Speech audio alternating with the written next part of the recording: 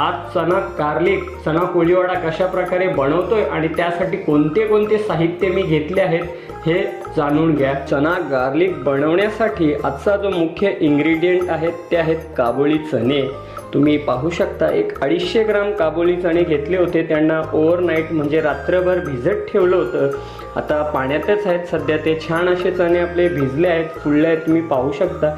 इथे थोड्या मोठ्या साईजचे चणे घ्या, बाजारात अवेलेबल आहेत।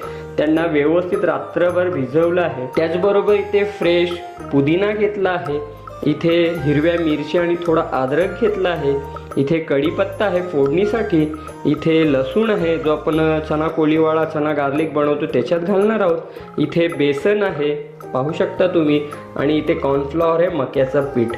त्याचबरोबर इथे मित्रांनो आमचूर पावडर आहे, इथे चाट मसाला घेतला आहे, इथे काळा मिरीची पावडर घेतली आहे, इथे मीठ आहे, इथे अद्रक लसूणची पेस्ट आहे आणि कलर रंगासाठी काश्मीरी लाल मिरची पावडर घेतली आहे।